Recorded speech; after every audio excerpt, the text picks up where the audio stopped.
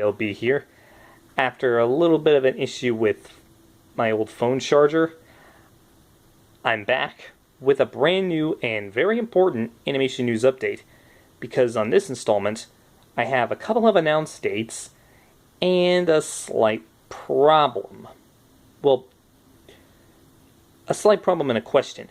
But either way, let's get this started with the first big news update. And it's all about a certain blue puppy that you might just know. So, for some of you who are pretty much my age, you might remember growing up watching Blue's Clues on VHS. Or you were probably even more lucky and got to see it on television. But regardless, the series has been gone for quite a while now, about, I'd say, over 10 years maybe? But anyway, Nickelodeon put out on their YouTube channel a special music video / trailer for the Blue's Clues reboot called Blue's Clues and You, and gave the official release date this November.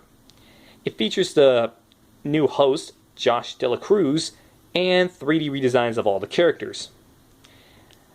Now, Josh, I'll admit, he does look pretty faithful to the original. In fact, the whole trailer shows that the show is going to be very faithful to the original that I grew up with, which is pretty interesting. But anyway, Josh, he's a bit of a combination of both Steve and Joe. I say that because he has a fun-loving nature like Joe, and he's wearing a striped shirt just like Steve. Only difference, Josh wears blue, whereas Steve wears green.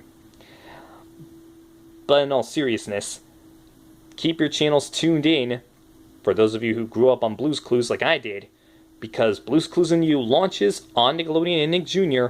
this November.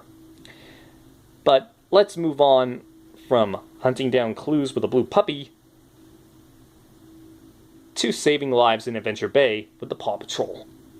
So, not too long ago I looked on my Instagram and I found something very big. I'm really excited for this next bit. You see, as you might know, I'm a superhero fan, and I've been fascinated with Paw Patrol ever since they sent out the movie Mighty Pups. Now, like many people like me, we have been begging Spin Master for some sort of sequel or spin-off of Mighty Pups. And finally, we got an announcement for it. Super Paw. Or officially called Mighty Pups Super Paws. Interesting name, but anyway, at a special Mighty Pups Super Paws event that took place somewhere here in the US, they actually showed not only some of the toys that will be available for children to purchase, but a sneak preview, a special screening of the very first episode of the Mighty Pups Super Paw subseries, titled When Super Kitties Attack. I think this might mean that the Kitten Catastrophe crew, the henchmen, if you will, of Mayor Humdinger, are somehow going to get superpowers. Will they break into the lookout basement and try and steal the meteor, and the kittens get zapped by the meteor along with the pups? Maybe. But honestly, I was hoping that Harold would actually have a chance to get his powers back. But maybe he will later in the series. Speaking of people getting their powers back, only the main 6 pups, Chase, Marshall, Rocky, Rubble, Zuma, and Sky, are going to get their powers back, along with really snazzy looking new costumes, redesigns of the originals. But the first episode doesn't show Everest with her powers, nor does it show Tracker with whatever his powers may be. Most likely in the next episode, which I've heard rumors about being called Pups Save the Jungle, I think Tracker and Everest will get their powers then. But let's just cross our fingers and hope for the best. But as for the date, keep your channels tuned in, Paw Patrol viewers, because the first episode of Super Paws comes out June 28th, just a few weeks.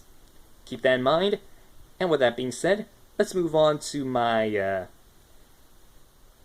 problem that I mentioned. So, some of you might be familiar with a television show called Shimmer and Shine. If you have a younger sister or a niece or granddaughter who loves watching Shimmer and Shine, I think you might be in for a surprise, because I was looking on DirecTV to see if I could check out for any new episodes of the show, and I did, for the new season. However, one problem. Not only did they take off Season 1 on the television guide for DirecTV, the first season of Shimmer and Shine, for some reason unknown, they also took off the second season, which means there is no way anyone will be able to see on television again, as far as I know, when Leah and Zach first arrived in Zarme Falls, or when they got their disguises, since humans aren't really allowed in Zarme Falls.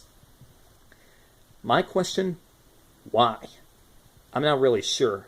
Maybe it's because to save airspace, or maybe it's because Viacom has something against Shimmer and Shine, specifically the first season, because it was in 2D instead of 3D like the regular seasons that we're accustomed to now.